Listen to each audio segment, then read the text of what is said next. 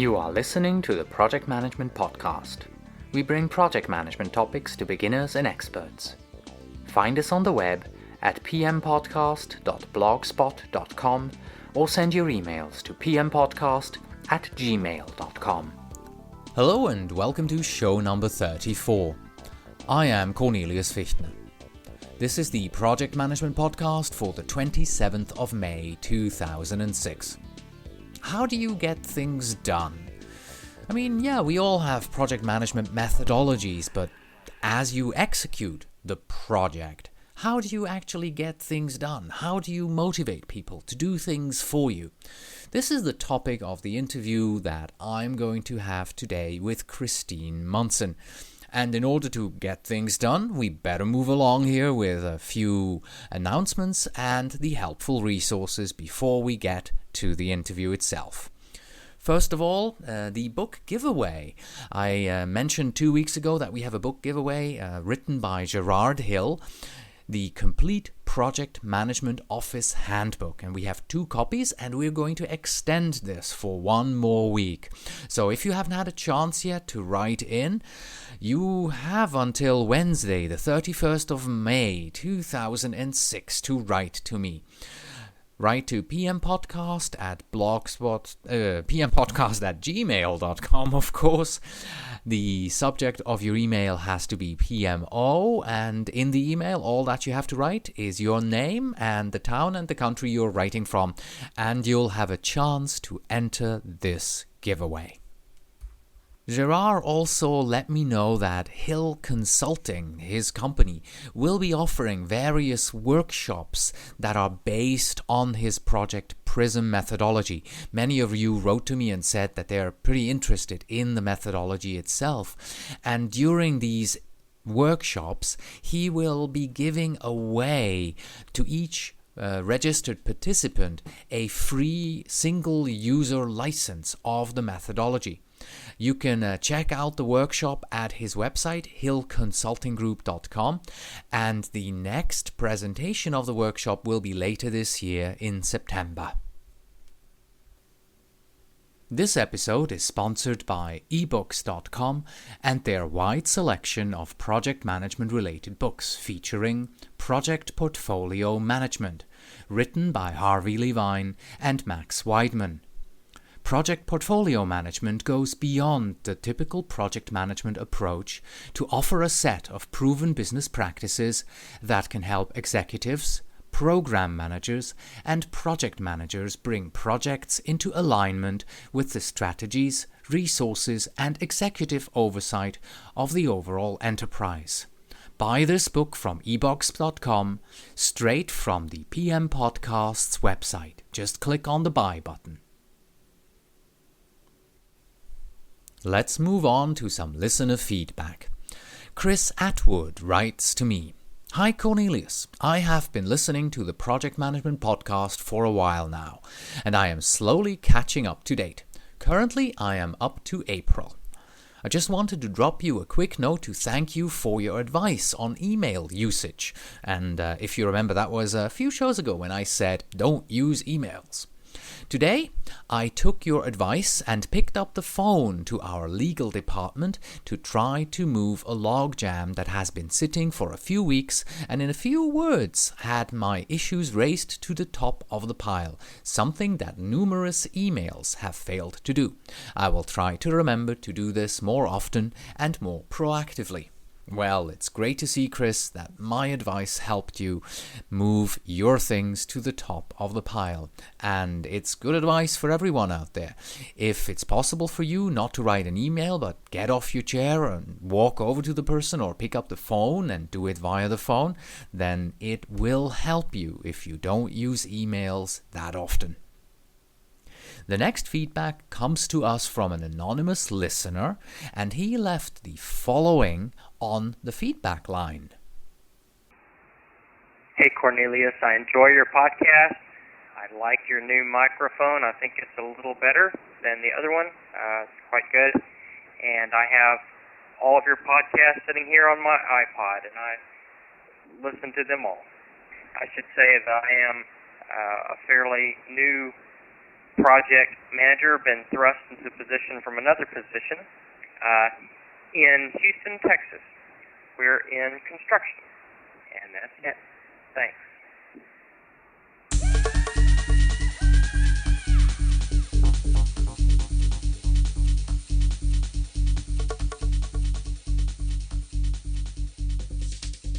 It depends on how you count, whether you're going to count today's helpful resources as 1 or 8. They or it comes to us courtesy of Bruce Nichols. He writes, "Hello Cornelius, keep up the good work on the Project Management Podcast. It livens up my daily commute into the London in the United Kingdom. I am the London Volunteer City Rep for the International International Legal Technology Association.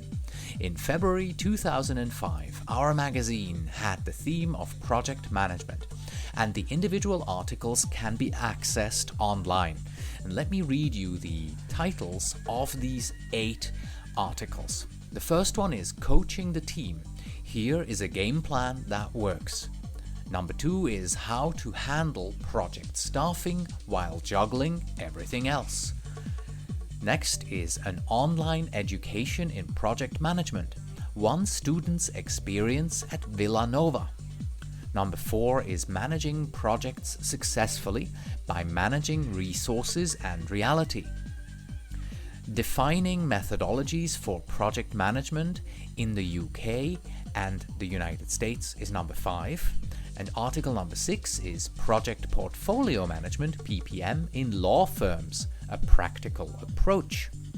Then we have the power of the project charter. And finally, Project Manager Victorious, a 12-step program for project managers.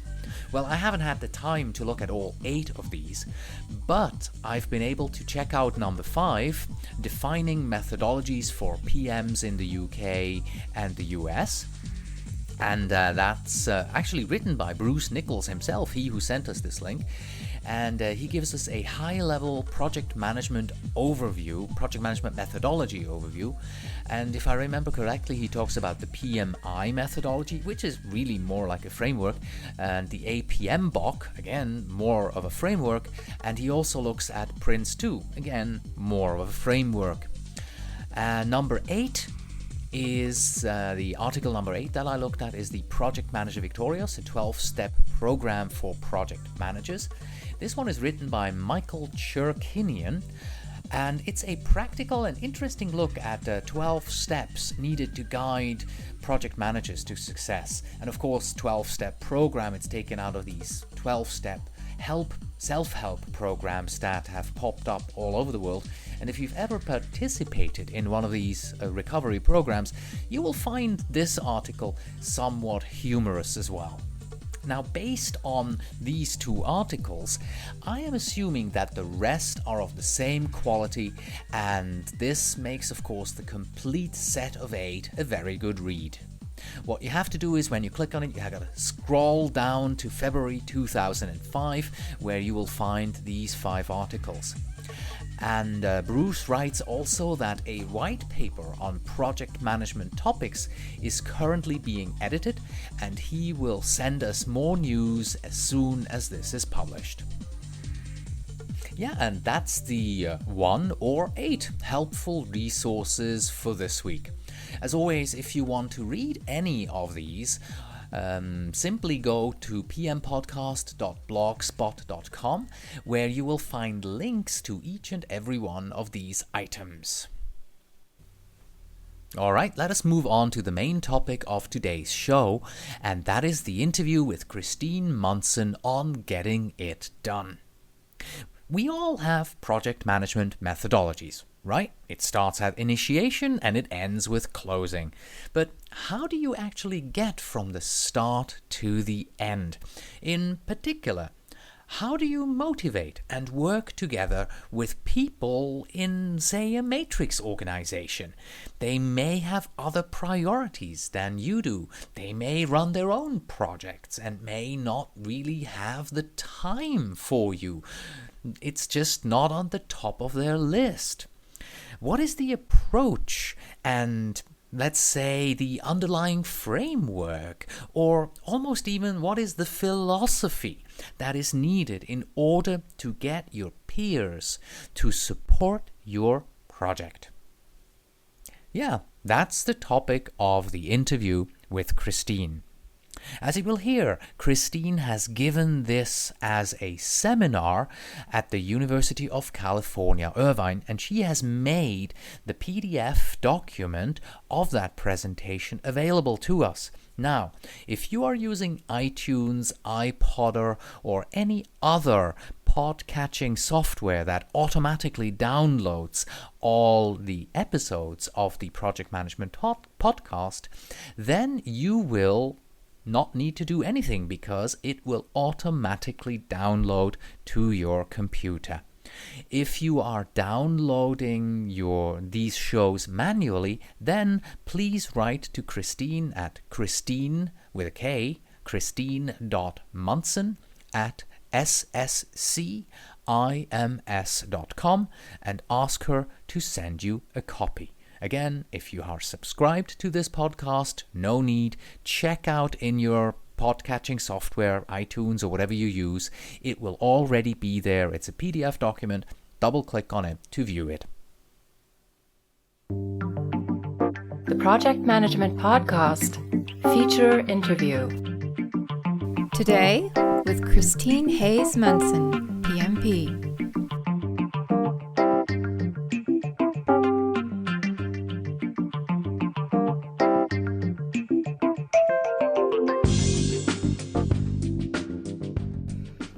So we're back with Kristine Hayes Munson, who was on the show. Whoa, you were my first interview guest, weren't you? I was. Oh, yeah. That was, wow, okay, almost 5-6 months ago. Time flies when you're doing a podcast, I realize that. And about a month ago or so, I got my hands on a presentation that Kristine did. She presented this on April 26, 2003 at a seminar workshop that the UCI, the University of California, had, and the presentation is called Getting It Done. Now, let's start at the beginning. Why did you do that presentation? The seminar at UCI was targeting how to survive in a political organization, and every organization has politics. And the target audience was business analysts and project managers. So instead of trying to deal on politics and organizational behavior and that type of stuff, I decided what they really wanted to hear is how they could succeed, how you could get things done. Mm-hmm. So that's where I came up with the idea of just getting it done, because the politics and everything else exists, and there's nothing we can do to get rid of that, or should we? How many people attended the seminar? It was on Good Friday, so there's only about 20 people there. 20 people. Okay, we have a few more listeners today here. So no pressure. And you actually have the presentation made available to the UCI, and I'm going to link to this on the blog. So if listeners want to print it out first and then maybe follow, I don't know. It's completely up to you. Now, let's start at the beginning. The first slide that is in here is all the hats that we in our department here wear. Correct. We work for a large financial institution, and we have the advantage of working in a very small division, a very entrepreneurial division. When we work in a technology department, there's approximately 135 people in our technology department, and our team has kind of become the jack-of-all-trades team. We do everything that nobody else wants to do, basically, because we aren't the infrastructure team, we don't build servers, we don't build networks, and we aren't developers, we don't develop the code. We do all the stuff that those two groups of people don't like doing. In most organizations, our organization would be called a project management office.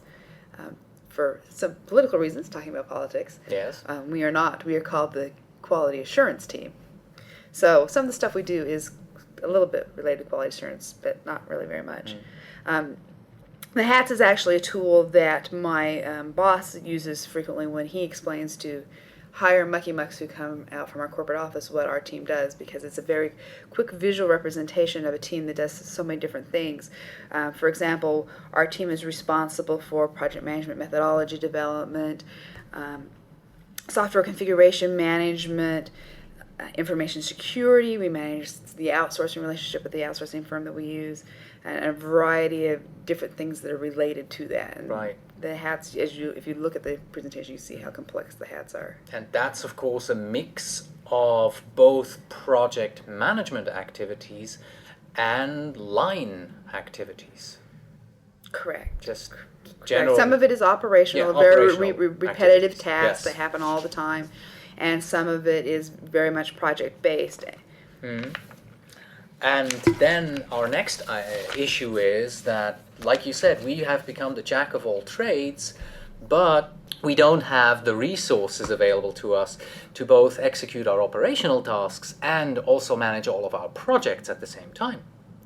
Correct. We have the resources we need to cover most of our operational tasks. When it comes to working on projects, those resources we usually end up borrowing and stealing from any other place in the organization we can get. One of the most eye-opening experiences for me when I was putting together this presentation was the org chart that I put together. And what I did is I went to our corporate website and looked at the org chart. Started with the CEO, looked at all of his direct reports, and worked our way down. And I tried to highlight all the people who we actually have to work with to get our job done, and the people that we actually have direct control over because they come through our line reporting relationship. And I was amazed at what a tiny itty-bitty piece of the organization that we actually have some line control over, and how much of the organization we have to work with with influence and relationship building, and that is most of those people don't have to do anything for us. Yes. Their performance appraisals, their next merit increase, their next promotion is not based on doing anything for us. Exactly. Plus, you've also counted the levels in the org structure. Well, keeping in mind that we work for a very large firm company, that has over yes. 20,000 employees globally, we calculated it out. My boss sits at level 6 on the org chart, with the CEO being at level Yes. 1. I sit at level 7, and Cornelius sits at level 8. Exactly. Of course, anyone working in a small company is going to look at this org chart and go, "Oh my God, I'm so happy I don't work for them." There are advantages to working for small Yes. firms, absolutely. Clearly. And let's just go into the colors that you've used in here. The blue ones, those are the ones that we work with, or I'm not quite sure. Correct. I used blue for ones we worked with, and then Yes. I did a yellow color, orangey color for the people who were in direct silo, and red indicating where my boss and I sat on the org chart, so that you could see that we were very far down in Yes. the org chart, and that we had a very small silo. Yes, and it also shows that you have to work with people that are not in our silo. They're completely away from us in the org chart. They're at the other end of the org chart. But we need to work with them. We need to have them work for us, with us on our projects. Correct. And the other thing that the org chart showed that I thought was very revealing is how many levels of the org chart we need to work with. Yes. Our team is in a unique position that we work with people in very senior management, as well as people who are very much entry-level employees in the firm, and this is their first job out of college. So we've had to learn how to communicate with people who are senior managers who've been around the block several times, and this really green young kid who we're trying to help them understand why things should be done this way. And that makes it an interesting challenge. The challenge is, of course, also that there is no formal power. Absolutely, absolutely. Now, you've come up with a formalized way. You've taken the way we work and you've created a formalized cycle out of our method of getting things done around here, if you want to go into that. Well, it's a cycle that's based not just on what we do here. I had a very similar experience at the last couple of organizations I worked with, and I found that these were true cycle that I've seen repeated multiple times, because basically the teams that I work for, and I made my career basically being the bureaucratic nightmare that nobody wants. People want to go out, they want to do the entrepreneurial work, Yes. They want to build the really cool gee-whiz new application, they want to build the new network that's really exciting, they want to sell the new product in the retail outlet. But unfortunately, there has to be operating procedures around that, there has to be a project management methodology on how you deliver that new product out to your customer, and there has to be balance between being bureaucratic and being entrepreneurial. And there's a variety of reasons. Number one, it helps you get the job done better for using project management techniques. And then there's also always legal and compliance issues that you have to deal with, that you need the standard operating procedures for and that type of thing. So it becomes a balance of trying to get people to do something also that's not palatable to them, because they would rather be doing the cool stuff than the bureaucratic paperwork stuff that a lot of times I think balances overhead. So with that said, the cycle that I've used very successfully, and this is the third firm that I've used it at, I boiled it down to starting off, and it can start anywhere in the cycle, obviously. The first, but we'll go through the order the slides are. The first is to prepare, and we'll go through in more detail, but all the definitions are to first prepare to work with people, then to ask for assistance, and then you have to trust the people that you work with, and then follow up to make sure things get done, and then give back to the organization and the individuals that you're working with. And we've learned actually doing this cycle or drawing this cycle is much easier than actually getting it done, right? Actually, drawing was very hard to try to put it into compartments and to simplify it to what we actually really did, because it needs to become instinctual. It is not something that you should be thinking about. I have to go through this phase of the cycle. True. It's like a good project manager doesn't think about, well, should I be doing an initiating phase now, an executing phase now, a controlling process now. It's ingrained. It's ingrained, and you just do it automatically, and it just happens, and you can go forwards and backwards on the cycle any way that you need to get the project done, and so it has to become instinctual. Same thing with the cycle, obviously. Yeah. All right, well, let's look at all of these 5, 6, how many are there? 2, 4, 5. These 5 steps in sequence. Let's start with the preparation. So the first step was prepare. I think that's important no matter what you're doing. Mm-hmm. The first thing you need to do is you need to build relationships with individuals. That involves networking. We talk a lot about networking as an external thing. I need to network so I can get my next position, that type of thing, and building up my network that way. But you also need to network within the organization. You need to know who's who. They need to know your face and your name. The important thing is you want to make sure that when you start doing things, you're inviting the correct people to your meetings, you're asking the correct people the right questions. So the only way you can know if it's the correct person is to get to know the people so that you know you're asking the right people. Another thing that's really important is you need to develop a reputation for adding value. And this is a quote that I think it was Margaret Maloney who said it at one of the Project Management Institute Orange County chapter dinner meetings a couple months ago. She said, "You own your character. Your reputation is owned by others." And I thought that was really telling. You can control what you think you are, but unless other people perceive that and see that and feel that you're adding value, you're not going to get in the door when you need to get in the door with them. And so it becomes a trick to figure out how you can demonstrate your need to add, or your ability to add value to each individual person as you're building the network and figuring out what this person's needs are based on the other conversations you've had. Then you can start demonstrating your ability to add value. How long did it take you personally to build your network here at our company? I was very lucky here. I have a boss who believes in networking internally. And within the first week I was here, I was in the division manager's office, me, the division manager. So, and then he reports always up through the hierarchy as well, through a different hierarchy. And I was in front of his boss within the first 6 weeks, meeting with her, which is very rare. Very rarely does anybody get to meet with her that's not in senior levels of the management team here. But this is exceptional, right? For normal people, quote unquote, it will take time to prepare, to build this network, and to get to meet people in the company. It will take time, but I think the key is to find someone else who can mentor you through that process. Because my boss mentored me through the process. He was here, he knew who the players were, he knew who I needed to speak with and be in front of. And hopefully as you join a new firm or a new project team, your boss, the project manager, somebody would know. But if that person can't help you, then you need to look around at other people and figure out who's going to help you know who the players are, and make sure that you work with that person to figure out who the players are. Yeah. And let's just bring it back to project management. Even though this cycle, when you look at it, doesn't look like a project management methodology, this is underlying the project management methodology. By knowing the people, by having their trust, by working with them, you support your methodology. And you need to go through this preparation in order to be able to execute your projects in the company. Correct, and you should be doing this before you're even working on the project, ideally. And the result of all this networking and building your reputation is you also need to know the big picture.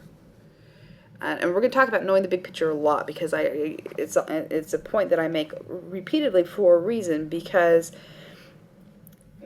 you need to understand what you're working on and how it fits in the organization. Is it important to the client?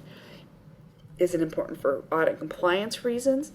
Is it important because it's going to help make a product better that's going to earn you money?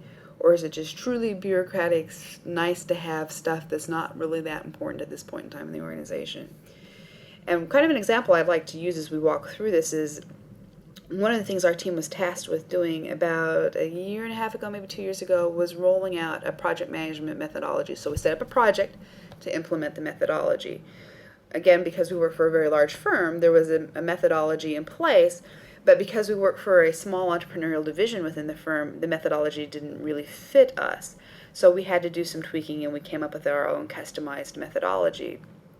Again, or adding overhead, bureaucratic processes to people who like to just go out and code, right?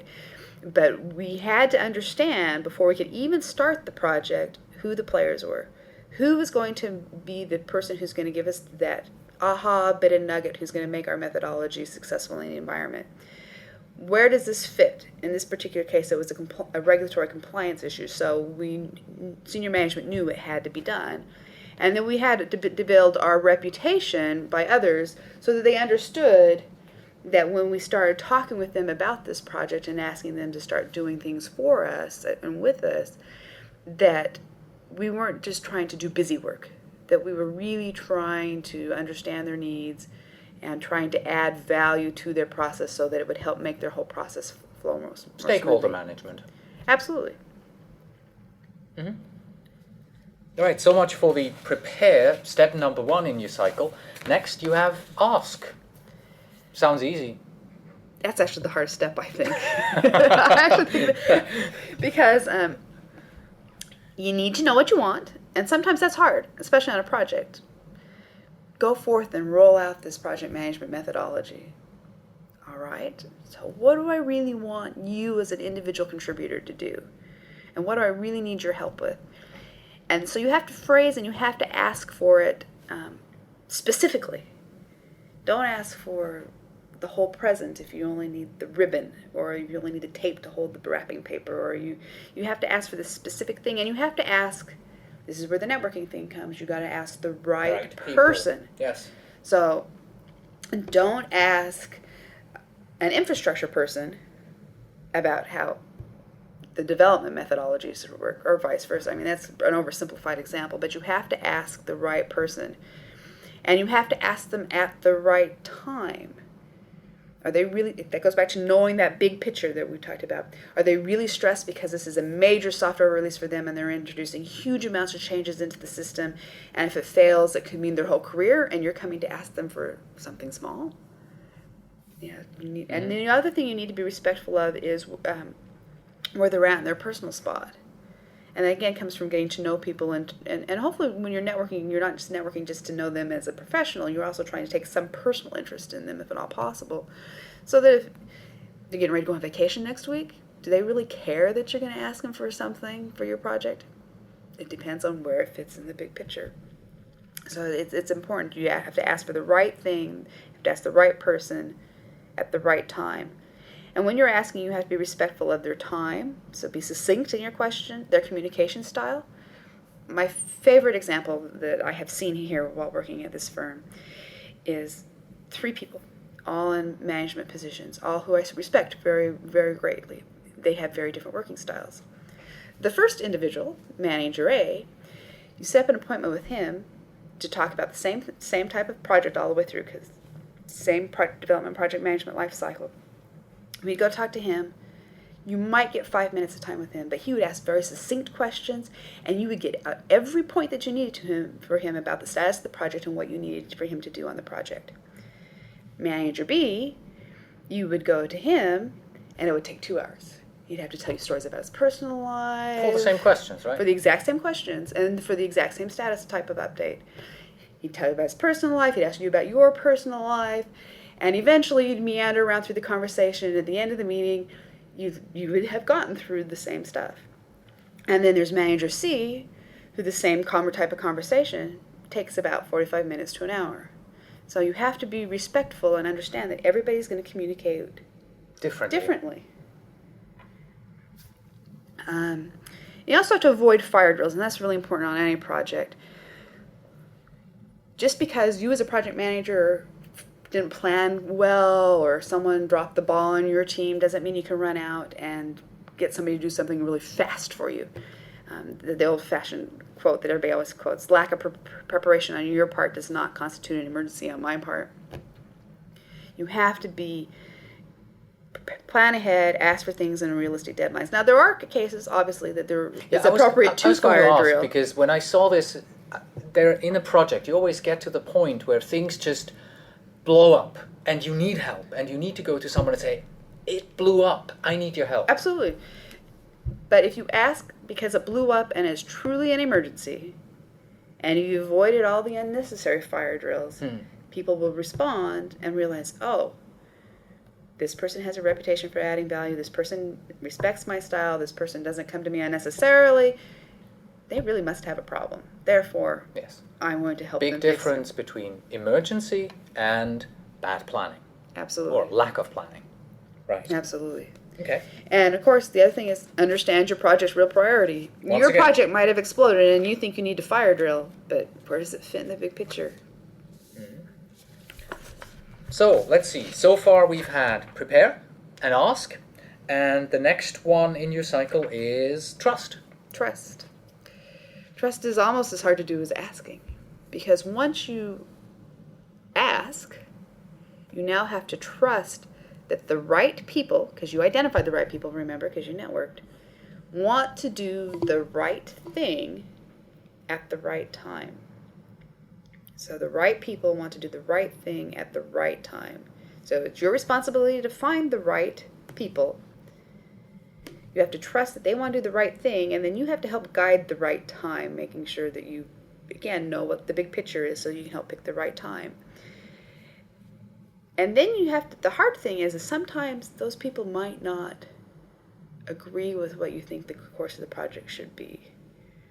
For example, right now we're augmenting our project management methodology. We have a project working on that, and we want to do this huge, elaborate test plan scenario. And we've gotten some feedback back from our stakeholders that it's a bit over the top. So the group decision, by listening to all our stakeholders, is we need to scale back and come up with a more manageable approach. Does the team members who've been working and investing all their energy in coming up with this perfect testing methodology agree with that? Well, maybe, maybe not. But sometimes the final decision is different than what you wanted. It's not necessarily bad, it's just different. And it's okay to disagree, but you have to accept and abide by that decision.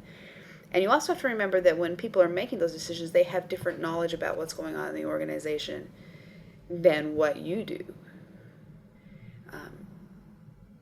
Again, you try to find out what that big picture is, but sometimes there's just stuff that they can't tell you. Maybe they're adding a new top secret product or a new top secret client that management just can't talk about. Or maybe they're going to eliminate something. There's a lot of things that you don't necessarily know because, again, we talked about how big the org chart was. Yes. And there's also the idea that each person has their knowledge that they brought from other occupations. Maybe they saw somebody else trying to do this exact same type of testing methodology, and it failed miserably at that experience. So they've got some battle scars, and they understand that it's not going to work because they've had an experience that's just not going to work. Here's my question that I've asked you before about this particular one. How about standing up for your beliefs and saying, no, I truly believe that what I'm doing here is right? How does that fit into your saying that, well, the decision may be different than what you expect? It depends. How's that for a generic answer? I learned once that's always a good answer to. If it's immoral, illegal, unethical, okay, then you have to stand up, absolutely. right? There's no choice, right? You have to, right? You have to. If it's just because you have a professional disagreement, then you have to decide. You have to remember, number one, it's not personal, it's just business. So they aren't attacking your personal idea. They're attacking the concept or the deliverable of the project. It's not really an attack, it's just trying to redirect it into a different direction. So you can't take it personal, and you have to look at it objectively as a business decision. And sometimes if you feel that the decision is, they violated your trust. You figured out who you should trust, and somehow they violated the trust that you've placed in them. You have to do that gut check and decide, maybe this is not a place that I want to continue with because I can't trust them. And if you can't trust, you have to leave. Yes. Here I can bring in the example again from, what was that, about 3 or 4 months ago, when I was discussing with our customer, actually 4 months ago, discussing with our customer a ticketing tool that they wanted to build. And I was very adamant in the beginning, saying, no, what you're building, what you want to build from scratch here is the wheel. These kind of tools are available on the market. You should buy this. And I stood up for what I said, and I got shot down. I can still feel the arrows in my back. And I was told, no, we're going to build this. And I disagreed. I still vehemently disagree that we're building this from scratch. And 2 or 3 weeks ago, I hear that things are changing at the customer's end, and the new person taking over is thinking that, well, maybe building it might not be the best way to go, and we might need to buy this. So sometimes standing up for your beliefs can give you a few arrows in your back, but over time people may come around to your point of view, It goes back to the right time. Yes. It wasn't the right time for me. You might have had the right people, yes, and you might have had the right idea, but it wasn't the right time in the organization. Yes. My boss has a saying that's, I think, a very good saying. He always says, You're fired? Well, besides you're fired. Is that it has to be his wife's idea. And what he means by that is, if he goes home and he tells his wife, let's go to Palm Springs for the weekend, or let's do something else. If he phrases it in a way that she thinks that she yes, came up with that yes, idea, I see where you're going. She will accept it and move along. However, if she thinks that he's coming home and saying, I'm demanding that you do this, you must go get in the car and do this, then of course she stands up and says, no, I'm not going to Palm Springs. I don't want to go. So you have to, back to the right time, is sometimes you have to say the same idea over and over and over again, and then eventually you've rephrased it enough and you found different sets of people, different right, and it's still the same right thing, but you found maybe it wasn't the correct, maybe you didn't have the exact right person to start with, and it wasn't the exact right time, but you keep saying it over and over again, and then they say it themselves one day, and they thought it was their idea, and they totally forgot that you told them yes, that.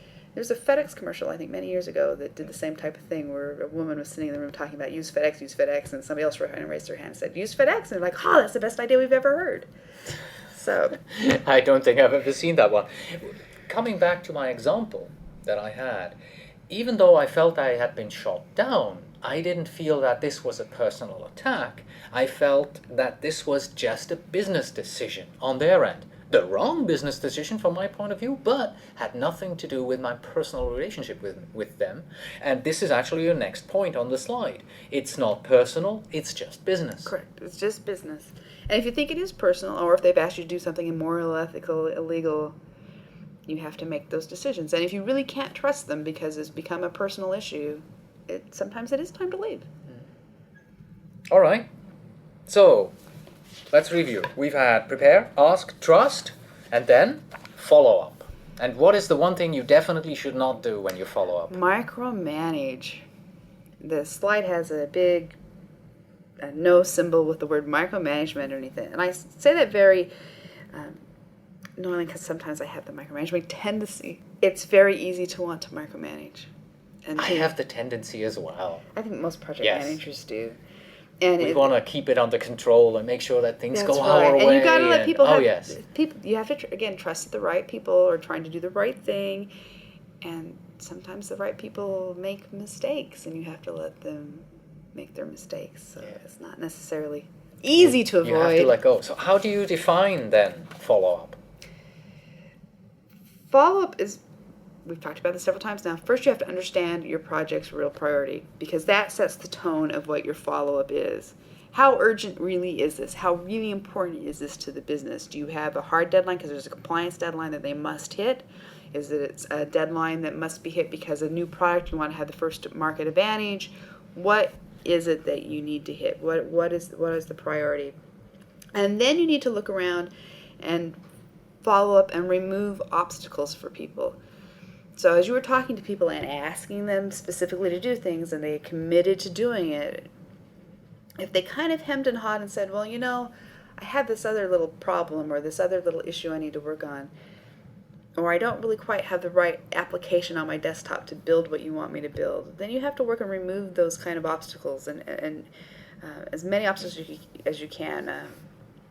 Paul Orfler from Kinko's, when I used to work there, whenever I heard him speak, he always talked about managers and leaders. He lumped them together when he was talking about this, that their primary job is to remove obstacles so you can allow other people to succeed. Yes. And I saw a similar quote on one of the books that one of our project managers has here at the company. And I'm paraphrasing this. A project manager's job is to lay down the tracks in front of the train. Mm-hmm. Absolutely. And then you have to ask the right questions. You have to ask, what did you really accomplish? I don't believe in the percent complete thing. Yeah. I'm 20% complete. All right, well, unless you actually have 10 items and I know that you have 2 of them done, and I can count Really off, done. Really done. I can count Test it. Test it, or the example I like to use is boiled eggs. I have 10 eggs. 2 of them are hard-boiled already. I know they're done. I can peel the shell off. I can tell it's done. The others, if you crack them, they're going to make a mess all over your kitchen. Other than that, percent complete doesn't really mean anything. You need to really understand. And that comes from breaking down your tasks into measurable things. And so your work breakdown structure has to be really specific so you know exactly what you're going after. And then you had to have asked the right thing for them to do. So if you asked them to review this template for you as you were working on your project management methodology, and you can ask them, well, what did you really accomplish? Well, I read the first 2 sections. Granted, the first 2 sections were just the title and who approved the document, but at least you know exactly what they accomplished for you. And then the other question is to ask, when will it be done? And don't let them say Tuesday, meaning any Tuesday of the week. Try to get them to come up Next Tuesday. a specific Tuesday. Define next Tuesday. Yeah, a specific Tuesday, Because a specific this date and Tuesday time. and next Tuesday can be 2 different things. Absolutely. And then again, back to the removing obstacles. How can I help? Always ask, how can I help? Do you need me to run interference and put up a do not disturb sign in front of your door? Do you need me to reserve you a conference room? No, just block time out on your calendar. What needs to happen to get And what if this? nothing happens? At all? Well, that comes down to where we're headed. Is again, knowing what your project's priority is. Okay. Then you have to escalate as appropriate. So if you have a hard deadline, if it's important enough for the management team that it needs to get done, then you need to know and go to the appropriate person in the organization to escalate it to. Is it that person's direct line manager? Is it your direct line manager? Is it the senior manager of the division? How important is this? Who do you need to escalate to get this done? And when you escalate, you have to escalate, again, by knowing what the obstacles are. So you can't just escalate and say, so-and-so just didn't get done, they're lazy. I have to say, so-and-so didn't get it done because he is working on this project here. Is there any way you can help him by moving some of his resources around so that he can get this done? Or can you help him reprioritize his plate so that it can become a top priority and we can get this done?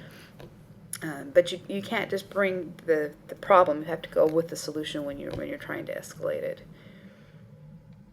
Okay, so that was the follow-up. And the next one is something that we've learned, and I think that we have become very, very good at, and that's giving back.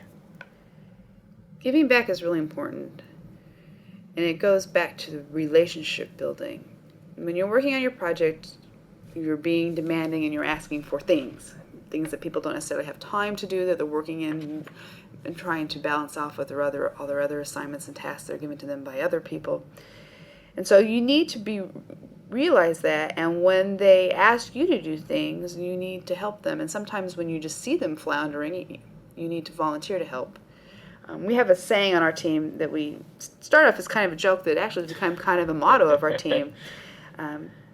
We call it keep, and then we insert the name of the person, happy. And it depends on who the key stakeholder is that we have. And we have 4 or 5 key stakeholders that we've identified on our team that we know it's very important to keep them happy at all costs, because they control the budget, they control the resource allocation, they control the prioritization of the projects, and they can make or break our projects and what we're trying to do as a team. Yes, and if they show up in our offices and cubicles and they have a question, they get immediate responses. Top priority, absolutely. And if we see them floundering and struggling, for example, one of the people who we've identified on our team that we need to keep happy at all costs is managing a really big, hairy project that's a high priority, visible project for our organization.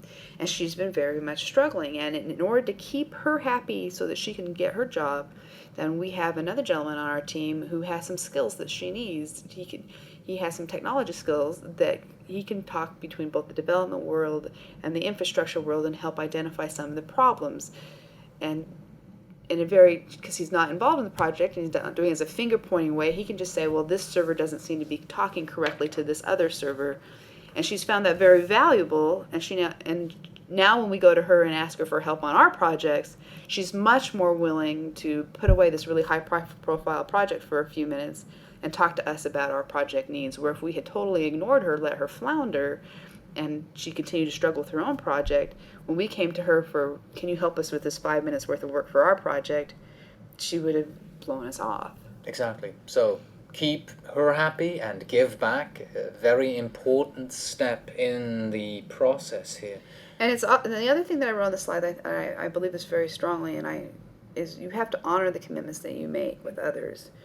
So one of my personal biggest challenges that I have is I don't know when to say no sometimes. That kind of is my problem as well. Yeah. I take on way too much. And sometimes it's hard to honor those commitments. And so if you really can't do it, you have to be honest with yourself and with them and say, I'd really like to help you. I just can't at this time. But let me help you find another way to get it done. Let me introduce you to person B who has that skills, or person C who has this gee whiz tool that can do it for you. But when you finally commit that, yes, I can do that for you, you have to do it and get it done. Otherwise, why would they commit to you when you ask them to do something for you? Now, in review, it's prepare, ask, trust, follow up, and give back. Sounds easy. Yeah, right. It's all very much hard work. And like I said before, it needs to become instinctual. But just because it's instinctual doesn't mean that it's easy. It still takes time. Relationship building takes a lot of time. There's no secret magic bullet to say that you could do it and shortcut the process, and you can only just go directly from ask to follow up. You can't short circuit the process. You have to go around and keep going around every time. Right. To sum it all up, what would you say does this methodology, this underlying methodology, do for a project manager in a company? I think that it earns the project manager respect throughout the organization, and that respect then allows the project manager to obtain the resources that he or she needs to successfully complete the projects that they're assigned. All right. Thank you very much. You're welcome. And that was Kristine Hayes Munson talking to me about how to get things done in a project. Yeah, and that's it for today. Thank you very much for listening. As a reminder, we have a page in iTunes that is inviting you to write a short review about the show. Thank you very much, and don't forget, you have to have iTunes installed in your computer to make it work. Next week, well, it's still being decided. I think it's about 3 interviews lined up for next week, and we shall see which one actually gets done and which one you will hear. As always, you can find us on the web at pmpodcast.blogspot.com or send your emails to pmpodcast@gmail.com. And when you write, please tell me where in the world you are writing from. And finally, we have this. If everything is going exactly to plan, something, somewhere, is going massively wrong. With that, and in the spirit of today's interview, don't try to look good. It is truly not important to get onto the good side of the mucky mucks, as Kristine told them, by appearing to be great. Get down to business, do your work well, and you will inevitably look good without trying. Until next time.